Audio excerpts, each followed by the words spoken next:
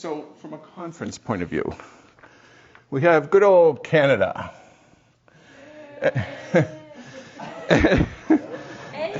Now, I'm mentioning them first because it's 3 units, and actually from my observation, I would say the most developed with struggling with what is a partner in mission because of the history of these units, especially Edmonton, Toronto.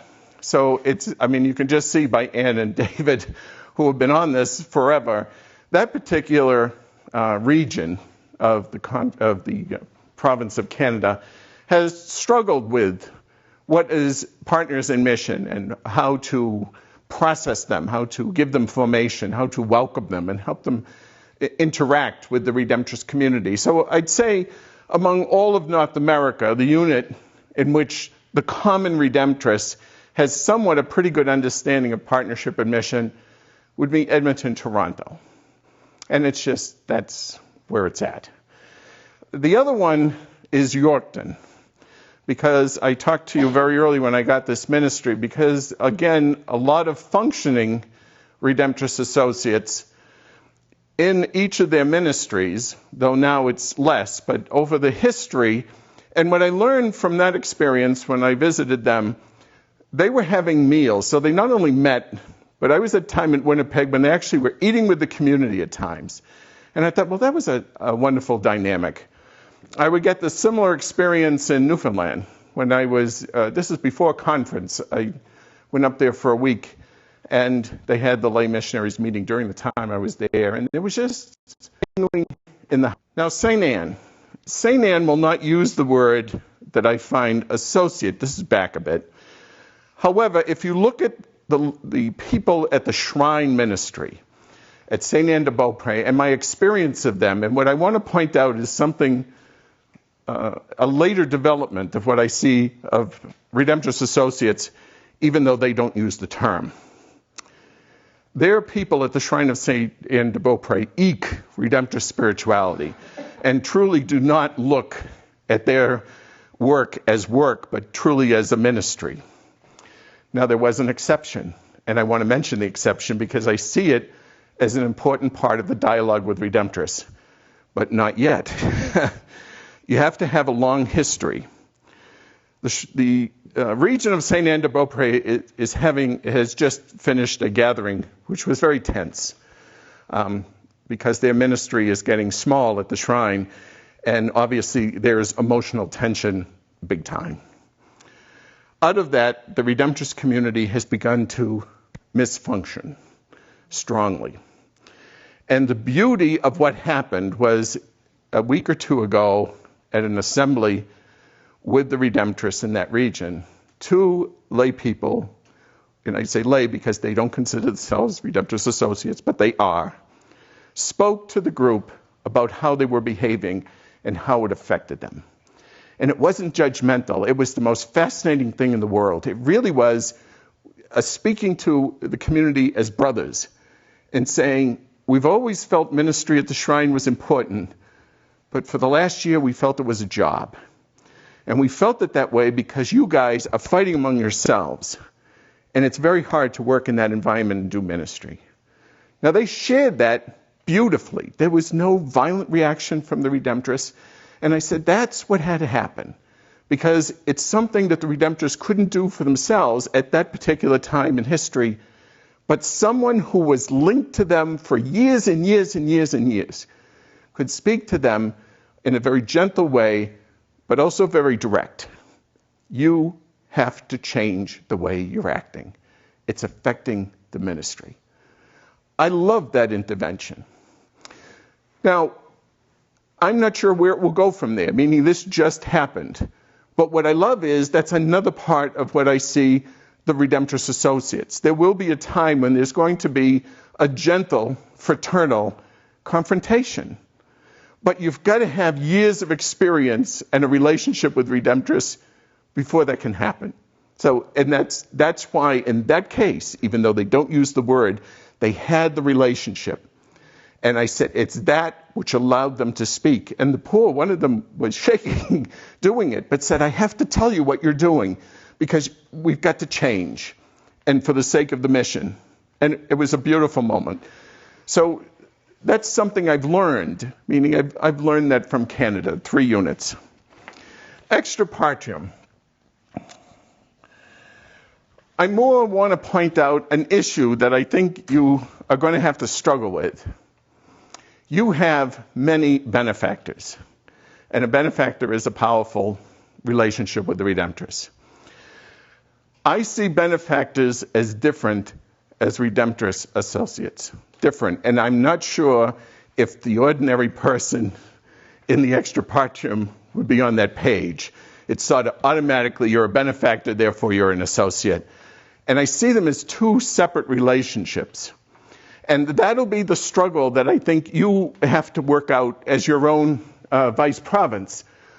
What is a benefactor could be an associate could be a benefactor, but they are different because they have a different relationship with the community and with the individual confreres.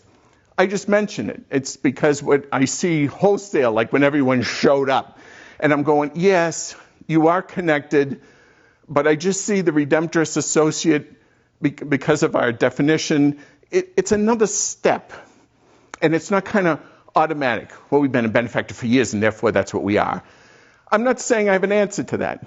I'm just pointing it out that I think that's one of your own. As you pursue this from a conference point of view and understand this relationship, what is the difference? And how, just mention it, no judgment, that's there. Denver province. My own personal history is this is where I first learned about Redemptorist associates. So it was Alicia who spoke, and I still can't remember what the event was. I was a young priest at the time, and whether she came to the Baltimore province or something, she came from Liguori, I guess it was at the time, but gave a very powerful overview. And at the time, it was not part of our formation, so I was more fascinated by it, saying, this is very powerful, what she's saying. And it's also who said it. She came across not pushy, very confident. And all of that's important in a relationship with the Redemptorist. So it's not like, oh, we have to go. It really was an invitation to consider this particular way of Redemptorist life. So for me, now it's only later that I learned about the Rock Church, which obviously has a major impact on the Denver province, and even, say, Mevison and some of his people, but that would be later. So my earliest experience of this would be Alicia. And it really, and I had it more associated with, oh, I guess that's something Liguori Publications was able to pull off. And isn't that nice, but I don't know what it means. But I was intrigued by it, the presentation. They have done a lot since.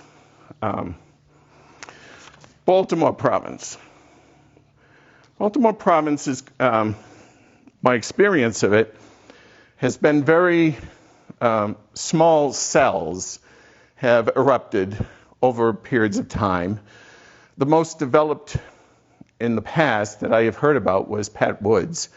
So after hearing Alicia's talk, years later I decided, I wonder if I could do this.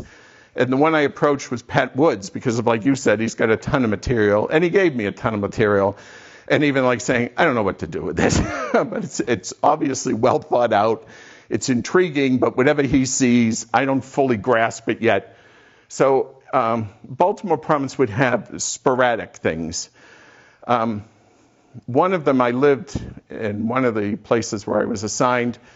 There was lay associates, but I went to them just to visit one of the sessions or two, and it was more like a book club, which was their interpretation, meaning you took a section of Alphonsus' writings, someone read them, wrote a book report, gave it to the group, and that's what they did once a month. And I'm like, okay, not quite what I think we envision, but I'm not going to upset the apple cart. That's the way it's going. And I'm going to make a point about all these. I'm going to add another group. I'm going to add formation, because I'm hoping that where we are as a conference and as a congregation is that the relationships with the lay associates that came down through history is going to be different because of formation now, which is with lay people, just as a generic formation, which is not something that we had. And then more of an awareness, because we're building it into the formation ratio of the partnership and mission and having talks about that. Now, I have to put 1 and 2, because I'm going to say that San Antonio, I think, has had more interaction than Houston. So I'm not sure where the students are on different levels of formation, just for the awareness of partners in mission or lay associates and how to interact with them. All right. There's another piece here to understand the individual Redemptorists, and that's our culture. So in general, the general government has really got their handle on that this is going to be important. It's part of our charism, and it will be pursued at all costs, which is not something recent, though I think there's a real zeal recently. It's been a long time. So it's not one superior general's insight that pushes this. It's really been multiple chapters dealing with the issue and moving it forward. Because the general government sees it as so important, the conference assembly has then had to pursue the question and actually get help for funding the question with Ann's position. And the goal here, which was different than here, this was more setting it up in general. When the conference met about this, we're all doing something, but we're not necessarily doing anything that looks like anything else. So it really was the individual Redemptorists. It was kind of crafting something and had heard about it from somewhere else. So that there wasn't a uniformity to this yet. And the desire of the conference was to begin to pursue that direction. Even what you have now is a pretty good definition, which developed because of the commission. This is what we want. We want formation, we want enrollment, there are things that we want, and we want it to be shared. So it doesn't matter what unit you belong to. There should be a similarity. Although, listening to yesterday and this morning, there's also a flexibility, depending on the ministry that you have and the situation that you have, or even those who are approaching you. But there should be some hook in which you can say there is a shared experience in this. So the conference is pursuing that. Now the next goal is to get it to the provincial government, which is, you heard the talk before me, that was a critical issue. When there isn't the support from that government, it kind of spins its wheels a little bit. So I'm looking from a conference point of view, we've got to have a general government giving emphasis, supported by a conference, supported by a provincial government, that will then lead to an individual community, because it's this is how the thing is flowing. Because we're getting to here, but I'm trying to say we're getting to here through all of that, through that particular direction. Now,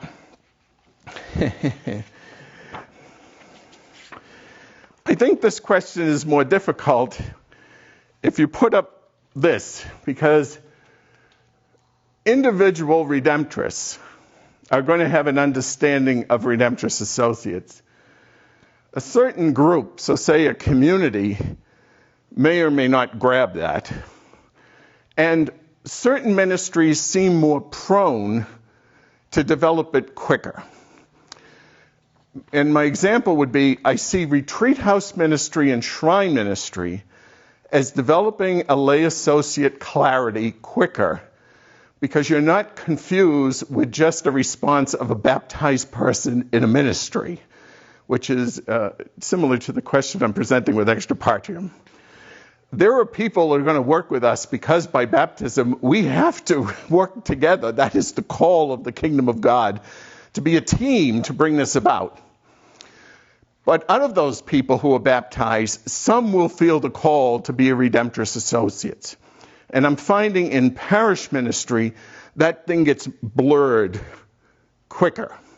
Where if you are coming here, like to a retreat house, you're really quickly grabbing that this is not just any group, it's Redemptorists. Or if you're at a shrine, this is a Redemptorist saint. You're narrowing quickly that understanding of that's who they are. That's what they do. That's the spirituality that they're giving. So because of the narrowness of those particular ministries, or even Liguori publications, it's something that's specific to the charism and that connected, then the leap to the associate with us seems easier. Where in the parish, I'm finding it, my thoughts, more difficult, because am I responding to them because they're at the parish, and am I responding out of my baptism, and am I helping, or am I responding because of the Redemptorist charism? And that distinction to me seems important. So what I have learned out of this grouping is that if you look at any community of Redemptorists, there's probably one, if you're lucky, is going to grasp what this is and saying, not that they fully understand it, but that they're open to this thing. There is Redemptorist Associates or Partnership in Mission. And I think, and I'm going to do a typical community of 5, so we then got 4 other individuals that have some insight that this person is doing something with the Redemptorist Associates. Not quite sure what it is, not quite sure what impact it has on them, because they're in their own niche. So I don't find at the moment a general understanding that can say the local Redemptorist community is on board. And from that comes great growth with the Redemptorist Associates, but baffled in general. What does this mean? How does it impact us as our community? All right, so what I'm going to suggest, because I have some suggestions, what you need to develop in order to help this process, because the Redemptorists are going to have to do something, and I'm telling you what the Redemptorists are trying to do through formation or here, trying. But you have to develop some skills in order to help from your end, to have it go in this direction. So, number one, and this happens only over time, become familiar with Redemptorist lingo, because it's different than general church lingo. There are things that everyone of every parish is going to know because they go to a parish, no matter run by anybody. Diocesans, religious, there is a lingo. But there's also a Redemptorist lingo. And it has to do with things that you're probably already familiar with. There are chapters, and there are convocations, and there are assemblies. There's provincials, there's general government, there's provincial government. Just an awareness so that when you enter into a discussion with a Redemptorist, there begins to become a shared language. So learning the lingo that Redemptorists normally use. And from my point of view, one word that is very helpful to know right now is the word CARP. CARP. C-A-R-P. Does anyone, I'm just curious, has anybody know, not that what it is, has anyone heard the word? Okay, good. This is a good word to learn. And it stands for the apostolic priorities. So the last general chapter is asking that each area, like a conference, and each province develop its apostolic plan. And that is who you're going to work for, how you're going to work for them, what is the foundation priorities that are going to help that to happen, and then what is the structure.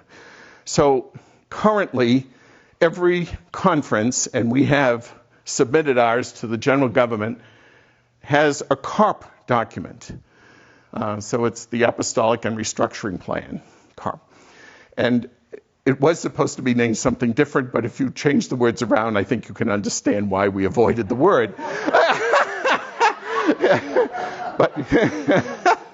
So now it's CARP. This particular document, which focuses on 3 priorities for the conference, that is an emphasis of reaching out to young adults, an emphasis on reaching out to migrants, immigrants, displaced persons, and refugees. And the third is an outreach to those who do not hear the gospel as good news. That is the North American CARP. And then there's ways under it that we're beginning to explore. Each province now is beginning to discuss their version of CARP. So the conference has one, and now each of these units has to develop. And it's important to know both the conference one, because it should have an effect when you're thinking of your ministry. You're putting it through those filters, saying, is there a better way for us to reach out to young adults? Is there a better way to reach out to immigrants or refugees? I'm thinking of the welcome home thing. Is there a better way to reach out to those who do not hear the gospel as good news? And however that's going to be done, by media or whatever. So each unit will also possibly take 1, 2, or 3 of those and add 1, 2 of their own, so that each unit also then has an emphasis. That has not happened yet. But I'm making you aware of it because that's what Redemptorists are going to be talking about. This document is a hot button. So as you meet with Redemptorists, you should know that it exists. That's what I mean by lingo. The second is to deal with the local community.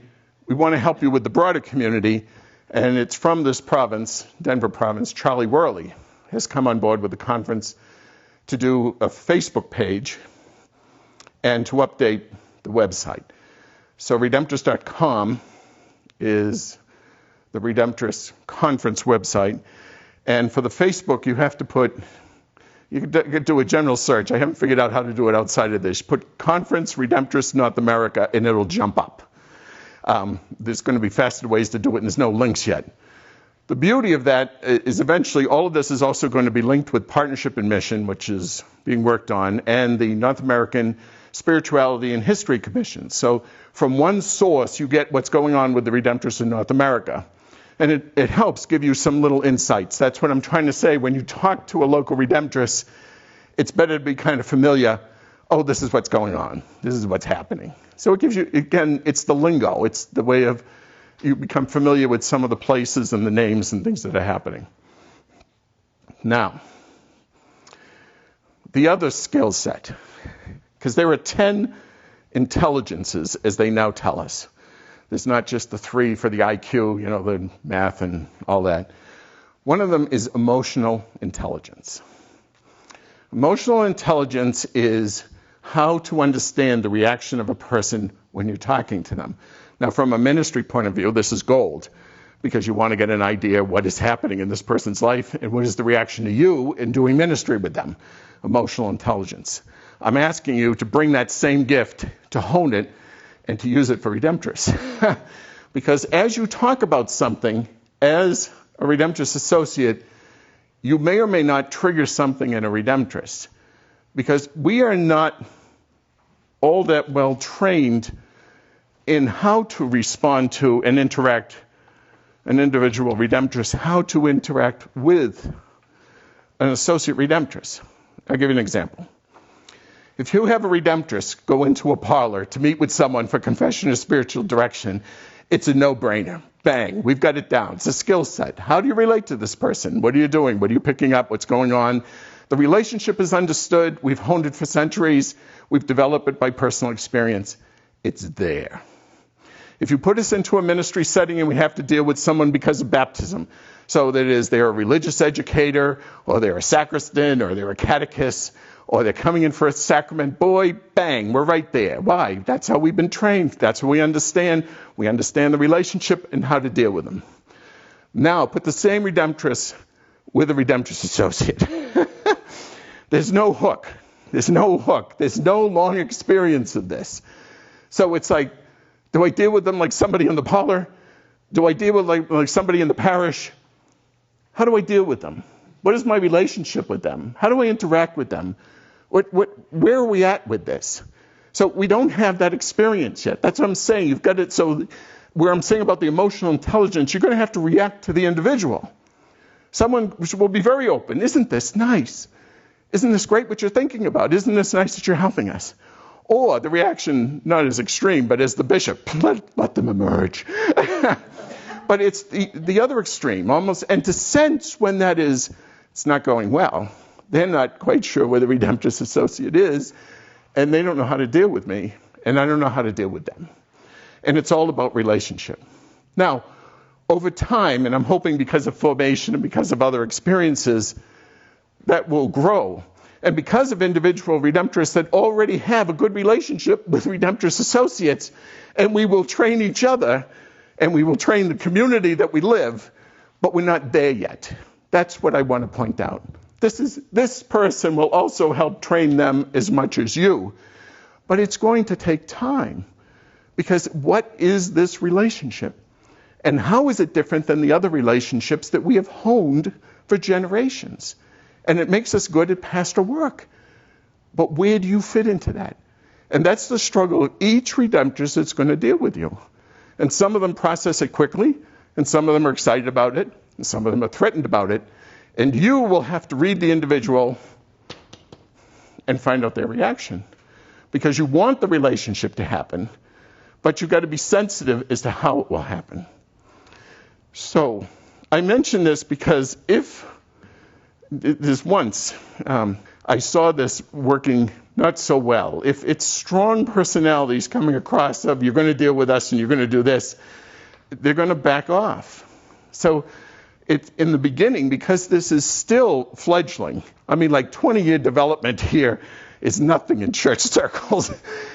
It's a learning curve. Now, is this all real that I just said? I don't know.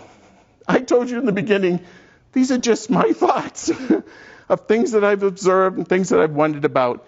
So what I'm going to ask you to do is kind of just react and add and subtract from that in the little group. So it kind of hones the discussion.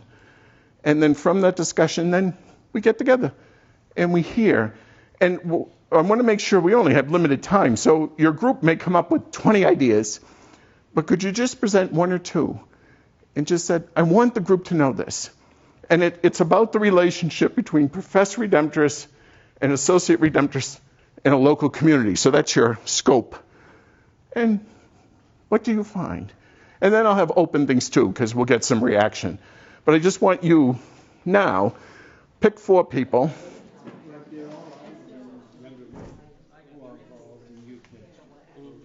We're going to have brilliance from individual groups. So I asked one person from each group to just share 1 or 2 items that you want to let us know that you discussed. Because you discussed many things like we did, but there's 1 or 2 things that you want to share with us. So, yes, you want to come forward? Perfect. Well, first of all, thank God for this guy. And I think that we have to rely on that person and work through that person, okay? And I think, that provincial level and the conference, that person exists because of that work. And that's terrific, and it shows the support. So how do we help that poor fellow with the check mark on his forehead? Well, a woman. I think that we use the relationships that we have as we're Redemptorist associates with the other Redemptorists, the ones with the question marks, and help them to understand that we want to be part of the solution, not part of the problem.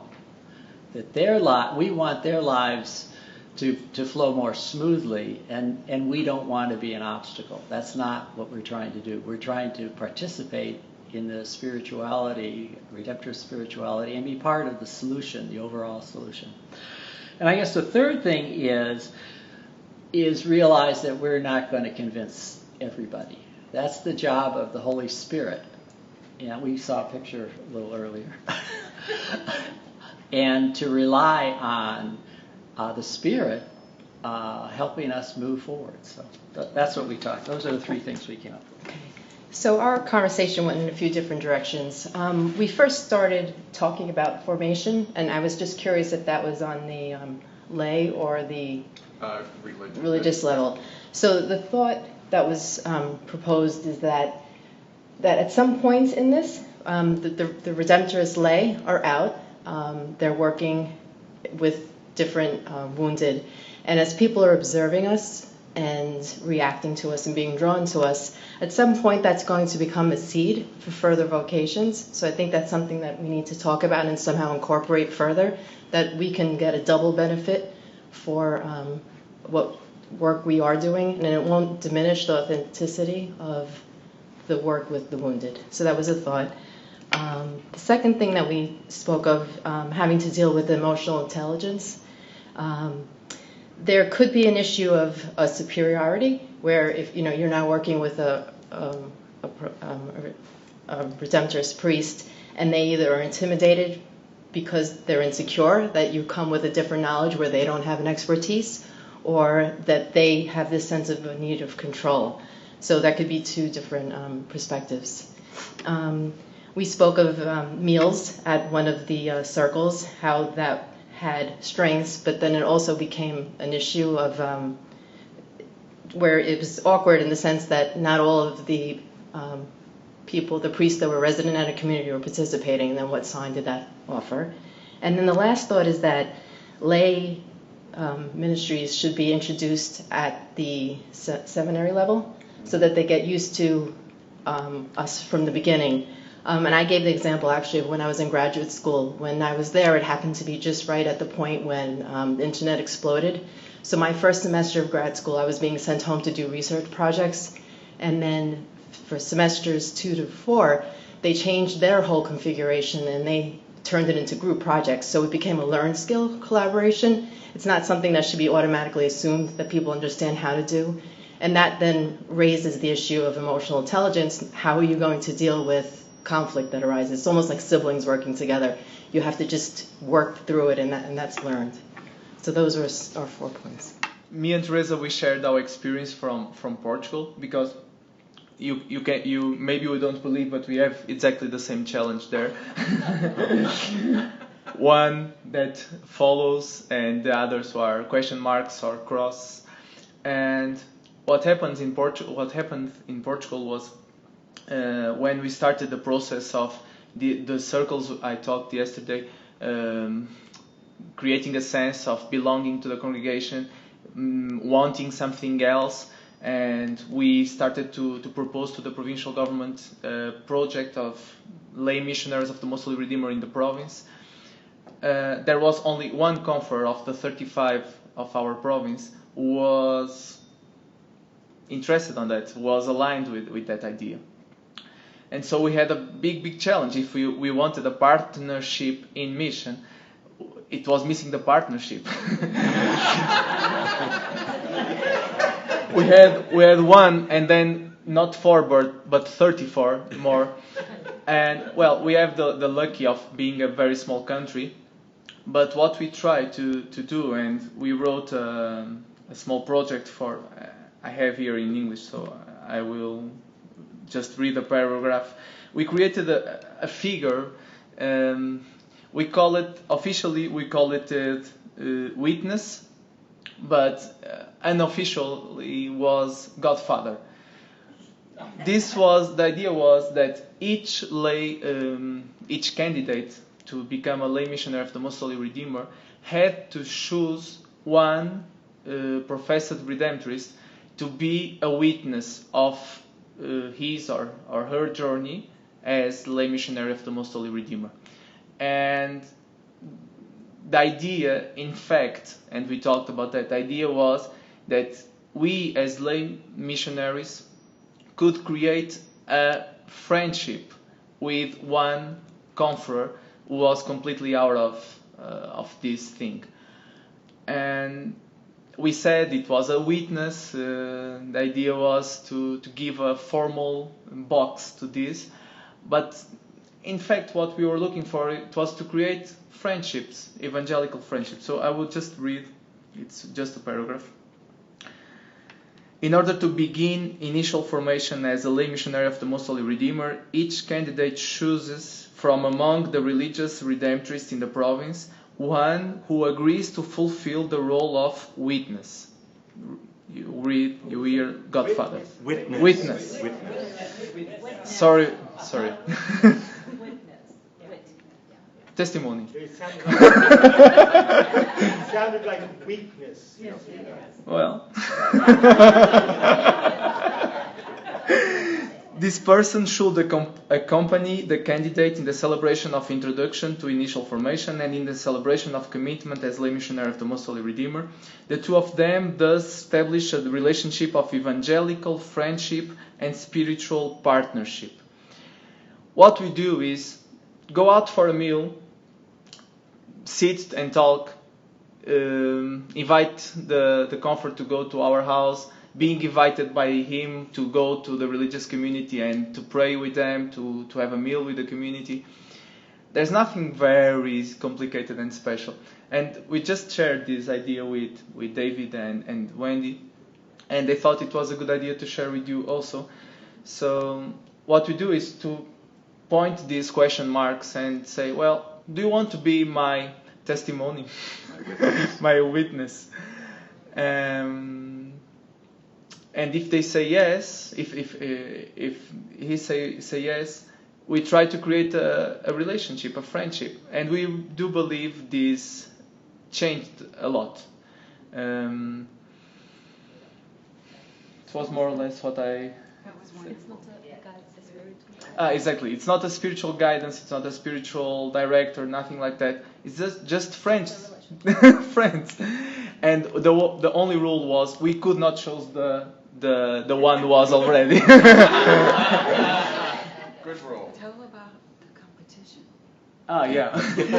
In the first year, they reluctant started to say yes, and 1 year after they started to compete between themselves. I have 4, and you only have 3. And in fact, it didn't change for the 34, we must say, but changed it for many of them. And now it's very common that the lay missionaries are around the house, and we go out for meals, we go out for a walk, and Play soccer games. See soccer games in the yeah, stadium. we go to the stadium, we go, well, a lot of things together. We have fun together, that's the thing. And we do believe that Jack was saying, the question is, they are not trained for this kind of relationships.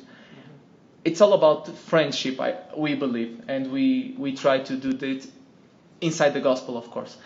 And the other point, just to finish, of course, it came from Wendy, the idea of the come and see, come and see, to invite the professed Redemptorists to come and see, because that can take out some fears. If they come and see how we are normal people, there are no reasons to be afraid of, and maybe this, in a more formal way, this also can help to create this approach to the local CSSR communities. What you did here was spot on. The way you identified it and laid it out, that was spot on, particularly the part that the professed Redemptorist and the associate Redemptorist, the lay, that it is a two-way street, that both have to want, for the lay groups to be successful, they have to have that support. And in yours, it's the witness, or I heard earlier, having a mentor. So having the professed be too committed to somehow participate, and equally on the part of the lay candidates to say, we're going to do the work so that we are worthy of the time that the professed would commit to our group or an organization. So you expressed it, and that we need to learn the lingo. We need to know what's important to the Redemptorists at that time. We need to know what activities are important. And I mentioned that in the St. Louis group, we were lucky to have Wendy, because she was connected on the lingo. She was connected on the activities that were important at the time. And so she provided the resources for us, the lay group, to be informed and educated, so the different links to the newsletters and the communications. And so that was another important part that we said, if as a layperson we are committed to do the work and put in the time to educate ourselves, can those resources be made available to us so that we can access them and understand them and stay current and stay informed? And the part that if we invite them to come and see, to come to our group meetings, that it's not just to do more work, but that in your participation and your involvement with the lay groups, that you too would be fed. You expressed that so well earlier, that in working with, I won't try to say that group, but the marriage groups, that it helped you in your own development as a new professed priest with the Redemptorist to grow and be better in ministry. So one of the things that we agreed, yeah, this was spot on. One of the realities that when you're dealing with people who don't seem to be engaged, and then you do have a Redemptorist who is engaged, it's so easy to gravitate to that one person. But of course the question comes, what happens when there's a transition?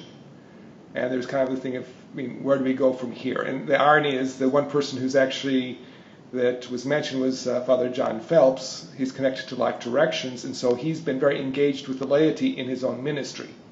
And he's also part of my community. But the thing is that it's one of those things that, how do you reflect in the ways of saying we need to somehow have another connection to other Redemptorists?